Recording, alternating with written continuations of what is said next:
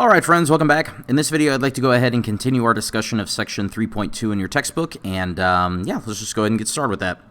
So in this video we're specifically going to be getting a better idea for the different characteristics of polynomials and how to find them and how to use those characteristics to get a feel for what the graph looks like. So starting off with the zeros of a polynomial. You might also hear these called the roots of the polynomial, but basically what they are, thinking of the inputs and outputs of a function, right? So zeros are inputs that make the function output 0, very simply. That's why we call them zeros. They're also called roots because if you look at the actual graph, it's very reminiscent of like roots of a tree, where since zeros are inputs that make the function output 0, these would be locations on the graph where we would be crossing the x-axis. These are also called x-intercepts. There's a lot of different names for this very same concept, right?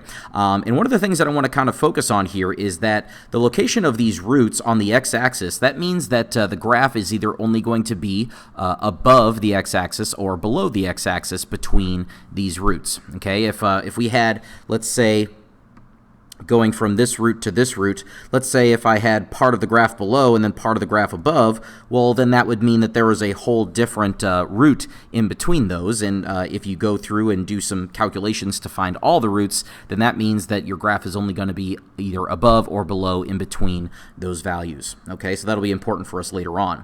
One of the first things that I would like to go ahead and practice with you guys here in this video is how to solve a polynomial equation by factoring, because when you solve a polynomial equation, you're going to be finding those roots or finding those zeros. So you can see here that I've already done some of these examples down here for you, and I've also gone ahead and given you a quick list of the different steps that you can take for solving a polynomial equation by factoring. Okay, you are going to have to remember how to factor, and so I've highlighted here in blue that is section P.4. So that was way back last semester that we first reviewed that, but if you need to brush up on your factoring skills, I might recommend that you go to our college algebra playlist and look up your P.4 videos and remind yourself how to factor. I'm going to go ahead and continue here in the video assuming that you are already comfortable knowing how to factor, and just kind of going over the basic steps here. When you have a polynomial equation, you want to bring all the terms to one side so that you leave 0 on the other side, so that ideally your equation looks like polynomial equals 0, and then after that you're going to factor that polynomial. And then once you have all the different factors multiplied together equals 0, then we're going to use zero product property to get our zeros like we've done in the past. So again, that's back in P.4 that we first reviewed how to factor, so you may want to go back and watch those videos. So I'm going to go ahead and do some examples here. It says solve the following polynomial equations for real number solutions only. So we are not interested in complex number solutions for these equations here. So just kind of going through, I'm noticing that this is already equal to 0 on the right-hand side, so that's good to go here in part A. So I'm going to go ahead and continue to factor here. I notice that I've got a GCF that I could pull out, and so the leftovers will look like r squared minus r minus 12 is equal to 0. And then I'm going to go ahead and look at that trinomial that I have there as my leftovers, and notice that that can continue to factor here. So I can go ahead and factor that into r, and I think some combination of 3 and 4 might work nicely. How about a minus 4 and a plus 3? I do believe that that would be correct. Now, we have this complete factorization here. We're going to go ahead and use zero product property, which means that I have 3 different factors that I don't know the value of, but I know when I multiply them all together it makes 0. So that must mean that each of these factors individually is equal to 0. So if you solve each of those equations, you're going to be getting r is equal to 0, r is equal to negative 3, and r is equal to positive 4. Okay? And those would actually represent the answers to this equation, and therefore those would represent the zeros of this polynomial. Okay? So again, these would be the inputs that if you wanted to go back and plug them into the original polynomial, your output would automatically be equal to 0. Here in this next example, you can see I've already done it for you. I had to bring that 28 over to the left-hand side, and then that makes this a 4-term polynomial. And you might remember the way we factor a 4-term polynomial is by grouping. Okay, so you've seen all the factoring by grouping examples we used to do back in the day, and you could definitely see how the work shakes out here. We are going to end up with 3 different zeros of this polynomial. We have negative 7 over 3, negative 2, and positive 2. In the next example here, we have a polynomial with a variable q. Again, the first step would be to go ahead and bring that 18 over just to conserve space. I'm not going to like write down minus 18, minus 18. I'm just going to go ahead and write down the result of that. So that'll be q to the third plus 2q squared minus 9q, and then minus 18 on the left-hand side if we bring that over from the right-hand side. And then, of course, this is another example of a 4-term polynomial, and we're going to go ahead and factor this by grouping. So we're going to group together the first two terms. The GCF in that first group would look like q squared. That would leave behind q plus 2. In the second group, keep in mind we want the exact same leftovers as the first group. So as a matter of fact, I'm going to go ahead and write those leftovers there for my second group and just kind of look at the second group and ask myself, what would it be that I would have to factor out to leave those leftovers behind? And here, that would simply be a negative 9. So that is equal to 0. And so you can see now that in my two groups, they both have a common factor of q plus 2. So I might factor that out. Q plus 2 times q squared minus 9 is equal to 0. And then the q squared minus 9, you might notice that that is a difference of squares. So a lot of factoring going on in this example, but that's no problem. We know how to do all that. So that'll be q plus 3 times q minus 3 when you factor that difference of two squares, okay? And so now we have the complete factorization here. Each one of these factors you would just want to individually set equal to 0 and solve, and if you do that, you would be getting q is equal to negative 2, q is equal to negative 3, and q is equal to positive 3. So those represent the zeros of that polynomial. Next here, this one looks a little bit odd just because it has so few terms in it, but again, we still just want to follow the steps that we've written up above in the notes. We still want to go ahead and bring the other term to the other side, so maybe say this 50w, we'll go ahead and subtract from both sides here, and that would give us 5w cubed minus 50w is equal to 0, and then we would want to go ahead and factor the left-hand side here. So the greatest common factor of the left-hand side, I believe, would be 5w, and if we were to go ahead and think about the leftovers there, that would be w squared minus 10 that would leave behind, okay? And so if we were to continue here, remember zero product property, we would set each of these factors individually equal to 0 and solve. If you were to solve that first one, you would get w is equal to 0. If you were to set the second one equal to 0 and solve, then bring the 10 over and then take a plus or minus square root of both sides. W would be equal to the positive or negative square root of 10. Okay, and so we would have three different zeros, one of them being the number 0 itself, the second one being positive square root of 10, the third one being negative square root of 10. And then you can see I've done this last example here in the notes for you here already. This just requires that we take out a difference, or not a difference, greatest common factor. And then you'll notice that the leftovers, that is actually one of those perfect square trinomials that we talked about back in section P.4. So again, zero product property, and you get your answers there. Definitely recommend that you guys might go ahead and look at that P.4 set of videos that I made back in the day to remember how to factor. Okay?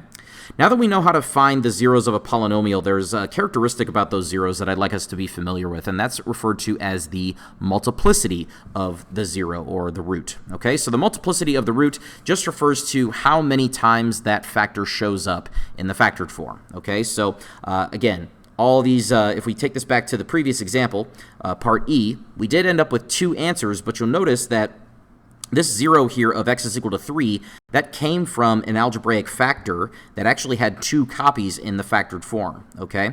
So this was actually x minus 3, but because of that exponent of 2, there's actually two copies there. We could have written that out as x minus 3 times x minus 3, but we have that shorthand notation, which is the exponent of 2 there, right? So because of this, I would say that the multiplicity of this 0, this x is equal to 3, because it came from two copies of that factored form, I would say that the multiplicity is 2.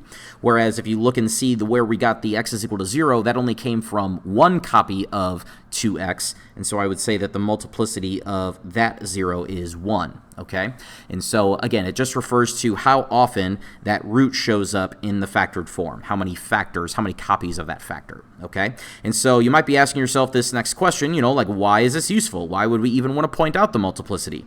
Well, because multiplicity, turns out, actually tells you a very interesting thing about what the graph of the polynomial looks like, which is our overall goal here with the rest of section 3.2. Okay, so if we see a factor, just like we did in the last example, right? So here I've kind of written that in general, but in the last example, we had something that looked a lot like x minus 3 squared.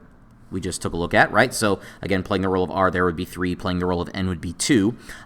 If If we have that, then that means n is the multiplicity, and it depends on what n is. That's going to tell you something about what happens to the graph at that 0, right? So if it turns out that that number n, the multiplicity, is an even number, then as far as the graph looks like, we are going to bounce off of the x-axis at that location, okay? If it turns out that the multiplicity is odd, then that means we are going to cross right through the x-axis at that location. So as an example of that, I've got a picture of a polynomial graph over here, and I want us to go ahead and notice really quickly that we have, let's see, 1, 2, 3 places that we cross the x-axis, and they all cross the x-axis a little bit of a different way, right? So you can see right here that this one crosses straight through. It goes from above the x-axis to below the x-axis, so that would be a cross. Down here, this would, not down here, but to the right, the next one over, this would also be a cross. Again, we go from being below the x-axis to being above the x-axis. And then over here, this would be considered to be a bounce because we start above the x-axis and then we bounce right off of that x-intercept and then we stay above the x-axis, right? So again, the multiplicity is going to tell you if you are going to cross or if you're going to bounce, right? So it must be the case that the multiplicity of these zeros where we cross, that must have been an odd number, and the multiplicity of this 0 where we bounce, that must have been an even number. Okay, so that's what the multiplicity tells you, which is a super handy thing to know about the graph so that we don't even need the graphing calculator to make a sketch of what it might look like. Okay, so I want to take you through a couple of examples where we are doing a couple of things as far as finding zeros and then finding other characteristics of these polynomials here. So you'll see there that in part A, we just have f of x is equal to x to the 6th plus x to the 5th minus 6x to the 4th. We just want to go ahead and find all the different things here. So the x-intercepts, remember that's what the zeros are. I guess we'll just kind of go through here. To find x-intercepts, we're simply just going to go through and find the zeros of the polynomial, because remember that each of those zeros or roots correspond to where the graph would cross the x-axis. To find the y-intercepts, all we're going to do is we're going to go ahead and evaluate the function output whenever we input 0. That'll tell us exactly where the y-intercept is. Don't forget from the last video, the degree and the leading coefficient. We can actually just point those out really quickly here. The degree is just the leading highest exponent that we see on an x, and so that would be 6 there. And then the coefficient in front of that leading term, of course, is just simply going to be a positive 1, so the leading coefficient is 1. And again, this is stuff that we talked about in the last video, but because the degree is even and the leading coefficient is positive, that means we're going to have two ends that both point in the same direction, and that same direction is going to be upward because the leading coefficient is positive there. So we know that our end behavior looks like that. And what I might do here is I might just go ahead and come over to the graph and just kind of give myself a little bit of a reminder that the end behavior has to look like that. So what I always do is I always kind of go to the left and up and then to the right and up and just draw myself a couple of arrows, because that way whenever I draw the polynomial here later on, I know how the ends are supposed to look. Okay, and so coming back over here, we do need to go ahead and find those zeros, which means we need to factor this polynomial. And so I believe that all these terms have a greatest common factor of x to the 4th, which we can pull out, and that's going to leave behind x squared plus x minus 6 as the leftovers. Now that trinomial that we have as the leftovers there, that can continue to be factored, so we can factor that into the product of two binomials. We could say x and x. I think some combination of 2 and 3 would work nicely here. How about a positive 3 and a negative 2? Okay, and so now because we have the complete factorization here, we can go ahead and skip straight to finding the zeros of the polynomial. If we set x to the 4th equal to 0 and solve, we're going to be getting x is equal to 0. If we set x minus 2 equal to 0 and solve, we're going to get x is equal to 2. And if we set x plus 3 equal to 0 and solve, we're going to get x is equal to negative 3. Okay, now let's go ahead and point out the multiplicity of these zeros, right? So you'll notice that x equals 2 and x equals negative 3, they came from factors where there was only one copy of those factors each. So we would say that the multiplicity of these zeros here is actually just going to be 1. And because 1 is an odd number, that must mean that we're going to be crossing the x-axis at these locations. Okay, so that's pretty good. But now if you look at the other 0 that we calculated, x is equal to the number 0, that came from a factor that actually had 4 copies because the exponent was 4. And so that means that the multiplicity of this 0 is actually going to be 4, which of course is an even number, so that means we're going to be bouncing at that x-intercept, okay? And so over here, we'll just go ahead and jot those down really quickly here, so we know that we're going to have an x-intercepts of negative 3, 0. We'll just do these in order. So negative 3, 0, followed by 0, 0, and then followed by 2, 0, okay? So, and again, we've already kind of had the discussion about what the multiplicities would be, so let me come over here to the graph. I know the end behavior from our discussion from before, and now I know where I cross the x-axis. So I'm just going to go ahead and start at the origin here. I know I cross at 0, 0. I'm going to go 3 notches to the left where negative 3, 0 would live, and go ahead and plot that point there. And then I'm going to go 2 notches to the right where 2, 0 would live and plot that point there, okay? So you notice here that we already have a pretty good idea of what this graph is going to be looking like because I know where I cross the x-axis and I know my end behavior both points up, okay? So these are all different various clues for what the ending graph is going to look like, okay? Real quick, the y-intercept there, it turns out that we've actually already gone ahead and calculated it. It turned out that the y-intercept is just going to be that point 0, 0, same as that x-intercept, so we know that that's where we cross the y-axis there as well. In other examples, you would just have to go ahead and take your function and plug in 0 as the input and see what the output would be, and then that would be where you cross the y-axis, okay? Going back to multiplicity of these zeros real quick, again, I bounce at 0 and I cross at 2 and negative 3. So using all this stuff as clues here, right, we would go ahead and piece together and do some detective work for what the general shape of this graph is going to look like, right? So over here at negative 3, I calculated that the multiplicity is odd, and because the end behavior has to point up, then that means I'm going to be starting from going up, and then I'm going to cross right through that 0 at negative 3, okay?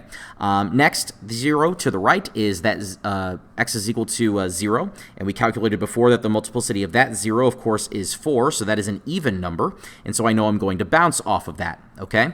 Now, I already am starting with a point right here. The rest of the graph there is below the x-axis. So if I have to bounce off of 0, then what that's going to mean is that, again, from starting above the x-axis and striking through that first 0, I know I'm going to have to bounce off of this 0 right here. So I can kind of do the detective work and say to myself, okay, well, if I'm already below, then that must mean I connect right there in some way, okay? And then finally at that last 0, at 2, 0 there, I know I have to cross still. Well, I am below the x-axis, so I'm just going to go ahead and strike right back up through and then complete my end behavior in the way that I said that we should be doing from before, right?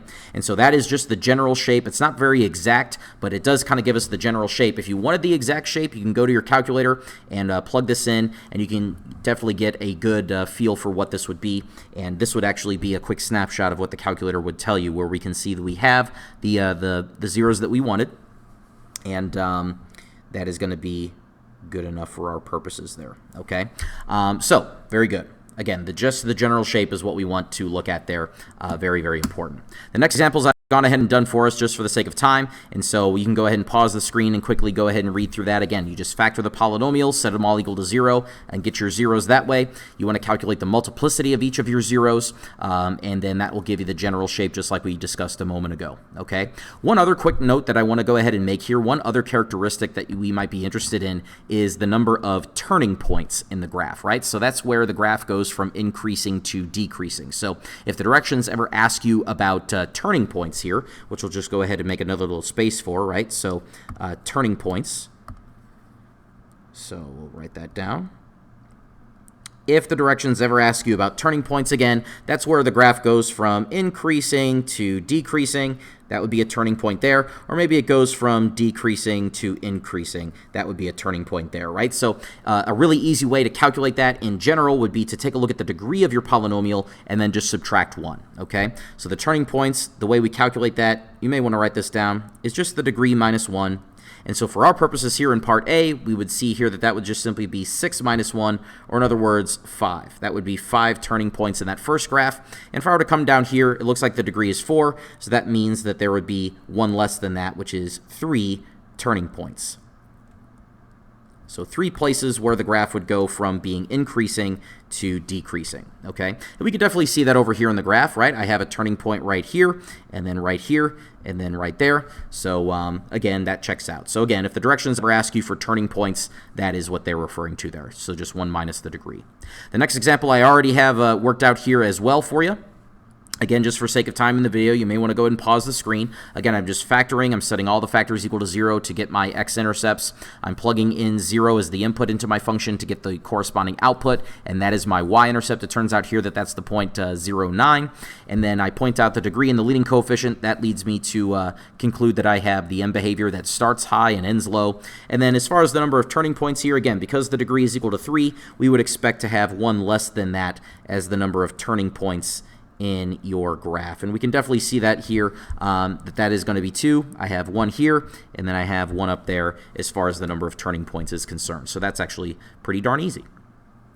Moving right along, the one last thing that I want to go ahead and do here in this set of notes is talk about that if you have a certain number of roots, then that is going to correspond to a certain number of factors in your factored form. And you can see that here in this little diagram, that if I have all these different roots here, like if I have roots, like a list of them, like the first one, R1, the second one, R2, the third one, R3, etc., etc. I was looking at that Z there. And et cetera, et cetera. Each one of those corresponds to a factor in the factored form that would look like simply x minus that number, okay? And so what that can mean is that I can start to give you some examples where I'm just listing out the zeros of the polynomial, and then I would ask you to go ahead and write out the function formula. How would you do that? Well, you would do that using this idea right here, that each one of those zeros corresponds to an algebraic factor like this, and then we would simply want to expand that, okay?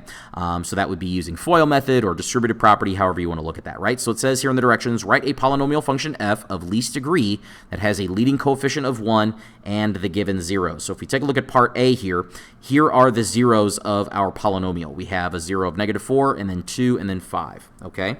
Well, if these are my zeros, then that must mean that each one of these zeros corresponds to an algebraic factor. So that first one would look like x plus 4 because my first 0 is -4. The second one would look like x minus 2 because the second 0 there is +2. And then the third factor would look like x minus 5 because that third 0 is 5 there. So basically the way to write the factor out is you'd basically just say x and then you change the sign on your number, okay? Now this would be the factored form of your function, so I'll go ahead and say is equal to f of x here. But what we would like is for you to go ahead and expand this out, and that is just going to be a bunch of FOIL method and distributive property here. So I always like to go ahead and start off with the first two factors in my factored form and FOIL those out. I'm not going to demonstrate that process here just for the sake of time in the video, but that would be x squared plus 2x minus 8 is what that would turn out to be. And then we would simply want to go ahead and multiply that times that remaining factor of x minus 5. And the way that you would want to do that, of course, is double distribute, right? So you would want to take x and distribute it to 1, 2, 3 terms. So let's go ahead and write that out. So that would be x times x squared, that would be x to the third. X times 2x, that would be 2x to the second. X times -8, that would be -8x. And then once you're done doing that, we would simply want to go ahead and follow up here with distributing that 5 into all of those terms. So the -5, right? So distribute to 1, 2, 3 terms of that trinomial. So -5 times x squared would be -5x squared. -5 times 2x would be -10x. And -5 times -8 would be +40. Okay? And so now we have this big, long string of terms, and we just want to go ahead and combine like terms here. So I'm seeing here that I've got a couple of x squared terms. I've got 2x squared minus 5x squared. And then I can go ahead and see here that I also can follow up here with -8x minus 10x. And then I've got my leading term there, which is x to the third term. So this will read x to the third minus 3x squared if you combine those orange x squared terms, minus 18x if you combine those green x terms, and then plus 40. And then that is your function formula. You'll notice that it does match the requirements from the directions. This does have a leading coefficient of 1. And it does have the zeros that we said it should have because we used those zeros to actually find this function formula, okay? If you wanted to go ahead and graph this function in the calculator really quickly, then here is what that picture would look like, and we can definitely confirm here that it does cross the x-axis in the places that we wanted at -4, at +2, and at +5. Okay. In the next example, I've already gone ahead and done this work here for you. Here in part B, I gave you 4 different zeros in this one. So again, just handling that in the exact same way that we just discussed. You'll notice that what I did here is I just went ahead and I grouped together the first 2 terms in blue here, and then I went together, or sorry, not went together, but I went ahead and grouped together the second 2 terms there in green and foiled those out. And then again, it's just a big mess of distributive property, right? So that's one of the things that makes these a little bit more algebraically challenging. But again, when you do that distributed part, right, you're just going to take x squared first and distribute it to 1, 2, 3 terms. After that, you'll take the 3x, distribute it to 1, 2, 3 terms. And ink to shape is not being my friend. There we go. And you can see there that that would result in 1, 2, 3, 4, 5, 6 different terms. And then we just combine like terms and then get our final result there. Last example, I've already gone ahead and done this one here as well. This would be very similar to the last example, so maybe pause your screen and give this one a look. But again, I'm just grouping together the first 2 factors, grouping together the second 2 factors, and then foiling everything out, distributed property, et cetera, until we get down to the final answer there. And then again, keep in mind that your final answers, these could be things that you go ahead and graph, which I've gone ahead and done that here. This would be the graph corresponding to example B there, and this would be the one for part C there. But again, you can look and see here that these do cross the x-axis in the numbers that were originally given, and so that could be a really good way that you go ahead and check your results for examples like these. Okay, so that's all I have for this video. I hope that it's been some help to you. If you guys have any questions, as always, feel free to let me know, but that's all I have for this one. Thank you very much for your attention, and I will speak to you in the next one.